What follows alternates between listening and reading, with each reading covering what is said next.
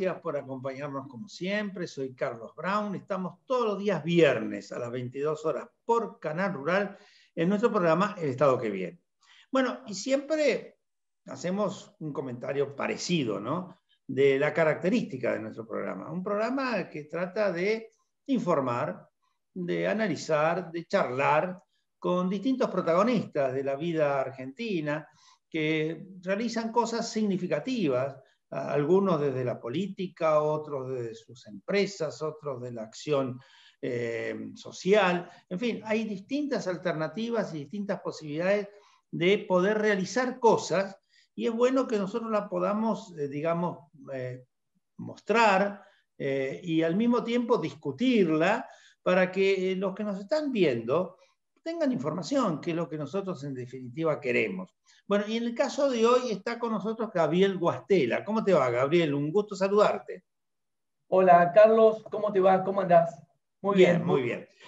Vamos a hacer la presentación. Vos sos abogado, sos un empresario de la construcción, sos hombre del movimiento productivo argentino, y para nosotros es muy importante conocer tu opinión con respecto a las cosas que están pasando en el país, porque, digamos, dejemos un costado el abogado, vayamos al empresario de la construcción. El empresario de la construcción vive día a día lo que está pasando, la pandemia, las restricciones, la necesidad de la gente de una vida distinta, de una vivienda para poder tener esa vida distinta.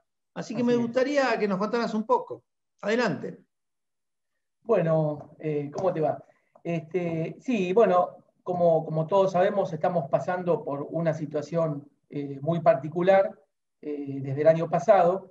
El año pasado tuvimos hasta julio, agosto un poco parados. Después de julio, agosto, cuando el dólar subió, el dólar blue, digamos, subió, empezó a haber escasez de algunos materiales, pero paralelamente empezó a haber escasez de materiales de septiembre a diciembre del año pasado, y paralelamente explotó la venta. Increíblemente la gente sacó sus dólares, porque sin dudas acá el argentino de clase media y de clase baja también ahorra en dólares. A nosotros nos sorprendió la cantidad de demanda que tuvimos. La problemática del año pasado fue fundamentalmente escasez de materiales. Primero, el hierro, o sea, la chapa, que había que comprarla con anticipo y esperar 60 días. Después la madera, que actualmente se está exportando mucho, según dicen, a China fundamentalmente. Se están llevando mucha madera a China, y eso ha subido mucho los precios, que bueno, para nosotros es un insumo fundamental. Después el aluminio y algunos insumos más. Actualmente eso está bastante normalizado. Digamos, las empresas productoras de esos insumos han aumentado su producción y está el mercado más o menos estable. Por otro lado...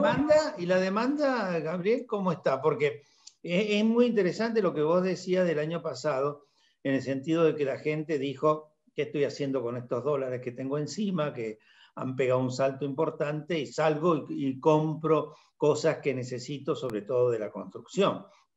Y ahí se produjo ese quiebre. ¿Ahora qué pasa? Es muy interesante, y fíjense, la economía real de la calle. Bajó la demanda, actualmente bajó un poco la demanda respecto a cómo venía entre septiembre y diciembre del año pasado. Pero tengan en cuenta esto, que es importante. Una casa nuestra, que estaba $10.000, una línea económica, digamos, antes de la pandemia, digamos, podemos hablar marzo, abril del año pasado. En septiembre, con el dólar alto, la casa, el precio de la casa era de $5.000.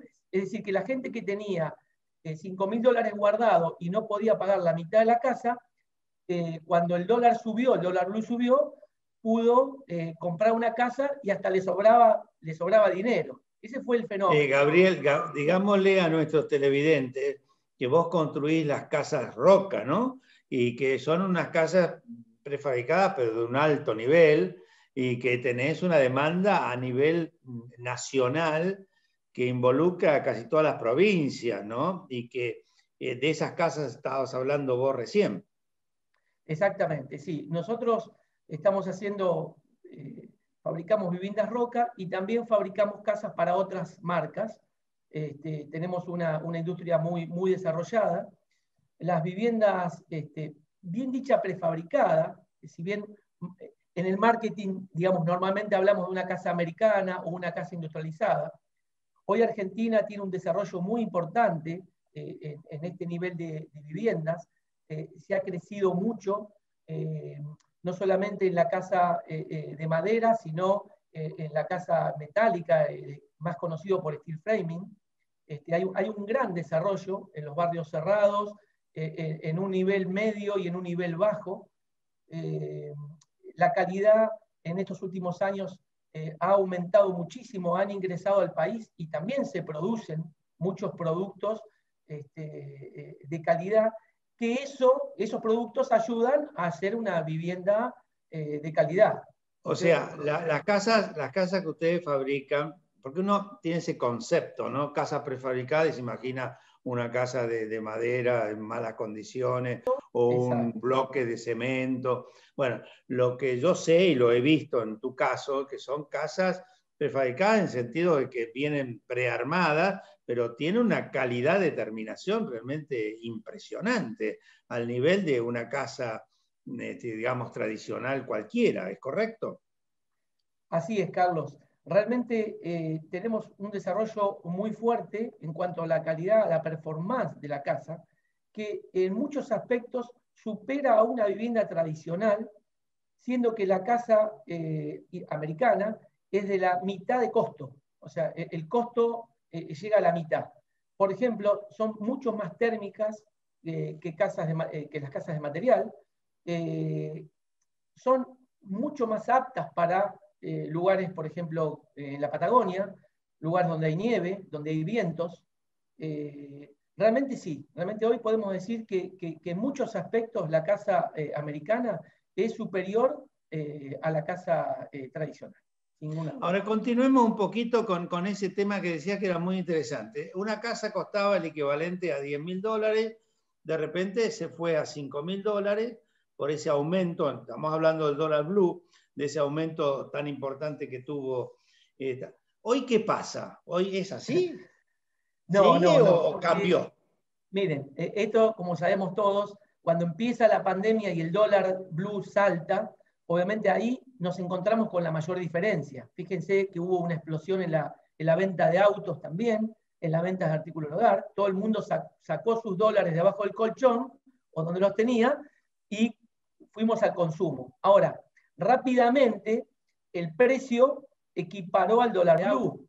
Todos estos meses, digamos, yo diría de julio en adelante del año pasado hasta marzo de este año, llegamos a equiparar. Hoy realmente ya la casa vale lo que valía antes de la pandemia. Es una realidad. La inflación y el aumento de los precios equipararon al dólar. Un dólar que se ha en alguna medida planchado, digamos, no ha tenido la explosión que tuvo el año pasado, ahora se mantiene en niveles altos, pero no ha tenido esa explosión, con lo cual ahora que creo entender de que vos estás diciendo lo alcanzó la inflación y ahí se equiparó. Así es, esa es la respuesta. Bueno, muy interesante. Bueno, vamos a hacer nuestro primer corte. Y después vamos a aprovechar a hablar contigo de algunos otros temas, siempre vinculados con la cuestión de lo que pasa en el país. Adelante, señor director.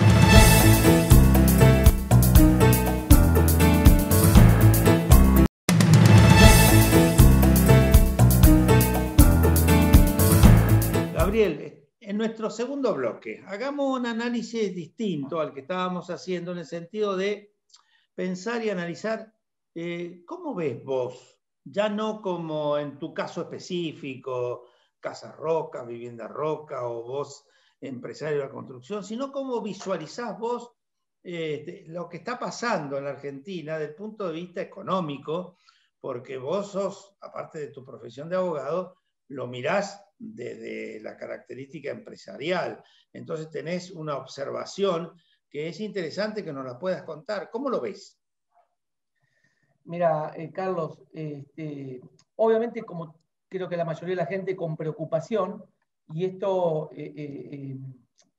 va más allá de la situación actual y de pensar en metas a corto plazo. Obviamente, como todos, estamos preocupados por la falta de trabajo de la gente, porque la educación está para abajo, todas las cosas que hablamos y que podemos leer, pero a mí me gustaría pensar en el futuro, fundamentalmente, cómo salir de este cuello de botella que nos tiene hace muchos años, y que no solamente estamos en un cuello de botella, sino que venimos por un tobogán, cayendo. Yo recuerdo cuando estaba en el secundario, hace muchos años, la veíamos a Argentina como una potencia. Inclusive a Brasil lo miramos por abajo nuestro, y con muy buena perspectiva. Y estoy hablando de hace 40 años atrás, no hace tanto.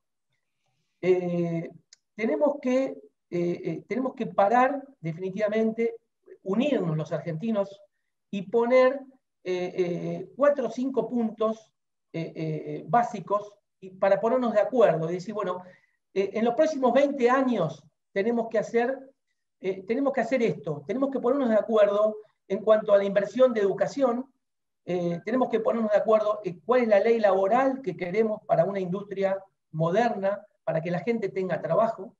Tenemos que de a poco transformar los planes sociales en trabajo para la gente, en trabajo genuino.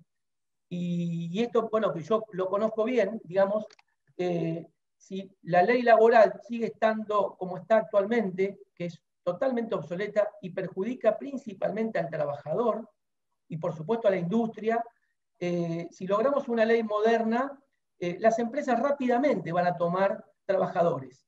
¿Y qué trabajadores vamos a tomar? Los trabajadores que hoy están cobrando los planes sociales. Entonces, rápidamente la economía va a incorporar gente que hoy no trabaja, lo va a dotar de su salario, y la gente lo que hace con su salario básico es consumir. Ese consumo empieza a generar una rueda, porque la gente consume y las industrias, al tener más consumo, empiezan a tomar o a emplear más gente. Entonces, no parece muy difícil, pero hay un momento donde uno tiene que decir, hay que parar y decir, muchachos, estamos en una crisis y tenemos que apretar el cinturón y empezar a hacer los deberes, que no lo vamos a lograr en 4 años, ni en 8, ni en 10. Esto vamos a seguir saliendo en los próximos 20 o 30 años. Muchos de nosotros no lo vamos a ver completamente, pero que hay que empezar, hay que empezar. Vos sabés que los otros días la CGT hizo mención y publicó en varios medios que la Argentina era el país que más ayuda había recibido, los trabajadores de la Argentina, perdón, era el país que más ayuda había recibido del Estado. Pero ahí hay un temita que desgraciadamente no está suficientemente analizado, que es todo aquello que no es trabajo formal, todo aquello que es la informalidad y todo aquello que es los procesos de desocupación y todo lo que está vinculado con la pobreza y la marginalidad. Entonces, la pregunta es, está bien que el Estado acompañe, y yo estoy a favor de eso, a las empresas y a los trabajadores formales, pero el gran desafío, y ahí está, creo que estabas hablando vos, es cómo incorporamos a los trabajadores a la formalidad y cómo logramos sacar a la gente de la pobreza. Y eso, en la medida en que hayan algunas disposiciones, se hace muy difícil. Es así. Inclusive este año de pandemia acentuó la informalidad y el trabajo negro. Uno lo ve en pequeñas industrias. Nosotros teníamos proveedores y nos damos cuenta que están con una economía muy en negro. Esta semana que se tiene que parar, hay mucha gente que depende de su salario semanal, digamos, y solamente lo único que tiene es un seguro. Ahora, un detalle interesante, ya que nombraste la CGT, yo tengo amigos sindicalistas con muy buenos lugares, y ellos por lo bajo están convencidos de que la ley laboral es obsoleta y que termina perjudicando. Pero por cuestiones políticas muchas veces en público dicen otra cosa. Ellos están convencidos y saben, porque lo sufren en carne propia, que la ley tiene que estar más abierta y se necesita esta apertura para la incorporación de nuevos trabajadores. Mira, Carlos, sin dudas necesitamos incorporar esta masa de gente a las industrias, al trabajo formal, para que la gente tenga su trabajo digno. Pero quiero agregarte una cosa más. La gente que está recibiendo los planes, y que está muy bien que los reciba, porque podríamos tener o un estallido social, por un lado, y por otro lado hay gente que realmente lo necesita, no tiene ingresos. Eso es el objetivo, no tiene ingresos y necesita tener dinero para comer. Rápidamente esa gente, o sea, le podríamos dar el salario, digamos, que le da el Estado gratuitamente, pero acompañado de un trabajo de 4 horas o 6 horas. Yo lamento cuando veo las rutas, las autopistas. Yo vivo cerca del Parque Pereira, está sin cortar el pasto, sin pintar los cordones, o sea, y tenemos mucha mano de obra que está en la casa. Entonces, además, con el trabajo podemos enseñarle a la gente cómo cortar el pasto, cómo pintar, cómo arreglar maquinarias. Hay muchas cosas. Sabes que en una época en el gobierno de Duhalde, cuando salieron estos planes, venían acompañados de la obligación de la realización de una tarea determinada. Lo que pasa es que allí aparece la necesidad de la infraestructura, ¿no? O sea, si vos querés darle tarea, tenés al mismo tiempo que darle los medios. Y ahí es donde muchas veces se nos cae. Pero bueno, acá nuestro director ya empieza con su seña. Así que vamos al segundo corte y vamos a nuestro último bloque. Adelante, señor director.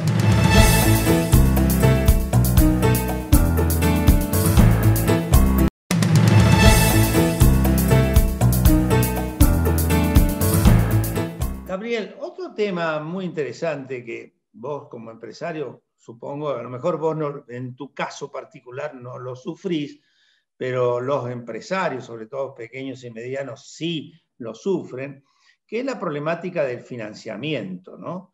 Vos sabés que yo formo parte ahora del directorio del Banco Vice y estamos tratando de darle una característica relacionada con una banca de desarrollo productivo y lo estamos haciendo con dificultades, pero lo estamos intentando. Pero en general, lo que uno observa es en todo lo que es el ámbito pequeño y mediano y todo lo que podría ser en cuanto a su desarrollo. Y los otros días yo vi una nota muy interesante que salió en el diario La Nación sobre el tema financiamiento de Luciano Román, que es la gravedad de la falta de un auténtico y fundamental financiamiento que permita una explosión productiva. ¿Lo ves? Sí, totalmente. No hay financiamiento para las pymes, para las empresas medianas. Esto es una realidad. Nosotros, los industriales, siempre decimos que los bancos nos ponen el paraguas cuando no llueve y cuando llueve lo sacan. Cuando vamos a pedir créditos, digamos, los requisitos son tan altos y es tan costoso que realmente no conviene. Los bancos hoy tienen mucho dinero, tienen mucho efectivo, pero realmente el negocio no es prestarle a la industria, sino que es prestar créditos personales o vender servicios. De hecho, está toda la banca apuntando a eso. No los critico, son empresas privadas y obviamente con su capital hacen lo que les conviene.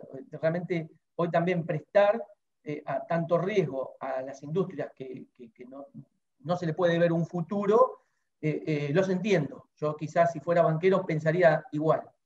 Quizás faltarían... Lo que pasa es que uno imagina una decisión política, ¿no? Exacto. Que involucre una decisión desde ya del Banco Central de la República Argentina y una orientación desde el Ministerio de Economía de la Nación o del Ministerio de Desarrollo Productivo en ese sentido, ¿no? Nosotros lo estamos peleando, te aclaro, y lo hacemos dentro del esquema del acompañamiento del gobierno, no desde la pelea, sino desde la búsqueda del diálogo, ¿no? Esto que la Iglesia, por ejemplo, insiste tanto, busquemos el diálogo, busquemos el trabajo conjunto, pero es como que cuesta, ¿no? Cuesta, y creo que ahí hay una falencia. Sí, y no hay duda que hay una falencia. También es cierto que siempre pedimos que el Estado intervenga en la economía. Obviamente el Estado es un actor fundamental, esencial, pero yo simplemente con que el Estado nos genere condiciones y nos genere una estabilidad jurídica sería suficiente. Nosotros todavía en Argentina tenemos un empresariado que arriesga, que sabe manejarse muchas veces con financiación propia, con recursos propios, obviamente que a muchas pymes y gente que empieza a trabajar y empresas que están desarrolladas ya vendría excelente poder tener un desarrollo para inversiones nuevas, para exportación, etcétera, etcétera. Pero apunto fundamentalmente eso, estabilidad jurídica, reglas claras, pero por largo tiempo. Por eso, cuando hablamos en el primer bloque de la importancia de que políticamente nos pongamos de acuerdo de acá a 10, de acá a 20 años, es decir, esta va a ser la política del Estado, esté quien esté gobernando, no importa. Entonces, los empresarios, no solamente nacionales, sino que extranjeros, vamos a invertir, nosotros los nacionales invertimos 100% acá, estamos con nuestros hijos, con nuestras familias y con nuestra cabeza 100% acá. Pero el gran capital puede venir de afuera, digamos, que es el que nos va a mover la industria y el país. Insisto, reglas claras por largo tiempo. Eso creo que sería suficiente.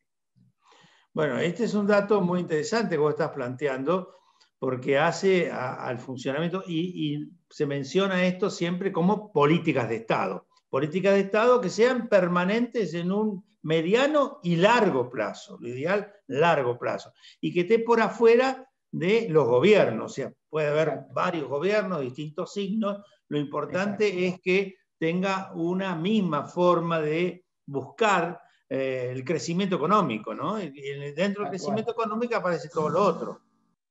Exactamente, así es, así es, así es. Fundamentalmente, Carlos, como decís vos, políticas de Estado. Hoy creo que estamos un paso atrás y bueno, hablamos de la grieta siempre. Creo que el gran paso en este momento es poder unirnos los argentinos, que estamos en un mismo barco. Somos todos argentinos, nos tenemos que querer, nos tenemos que cuidar y tenemos que tener mayor sentido común. Insisto, gobierne quien gobierne. Tenemos muchas cosas que nos unen, somos argentinos, un mismo idioma, un mismo origen. Yo cuando veo a los europeos, los alemanes y los franceses unidos en la comunidad económica, cuando estuvieron hace 50 años peleándose a muerte, matándose entre ellos, hoy compartiendo una misma moneda, y nosotros agrietados, digamos, por cuestiones simples, muy simples políticas, porque todos queremos el bien, todos queremos que la gente tenga trabajo, todos queremos que los chicos estudien, todos queremos que a nuestro país, que tanto queremos, que nos vaya bien. A mí se me cae un lagrimón cuando veo al país y veo cómo estamos, recorriendo el interior y teniendo, por la mano de Dios, tantas riquezas, tantas tierras fértiles. Gabriel, vos que sos hombre, vos que sos hombre del movimiento productivo argentino, integrás nuestra comisión directiva, recordarás algunos de los trabajos que fuimos haciendo entre todos, vinculados con lo que nosotros denominamos la Argentina subutilizada, ¿no? O sea, este es el gran drama. Es un país que tiene una cantidad de alternativas realmente muy importante y no están siendo suficientemente utilizadas por todos nosotros. En los distintos campos que analices, el que quiera, agricultura, ganadería, pesca, minería, comercio, turismo, lo que quieras, son muchos los rubros, en todos te vas a encontrar que estamos trabajando a menos de media máquina. Entonces uno imagina, si la Argentina pudiera contar con mayores acompañamientos del punto de vista impositivo, del punto de vista financiero, del punto de vista de las decisiones, aparecería la fuerza y el vigor de los sectores productivos y la cosa creo que sería distinta, ¿no?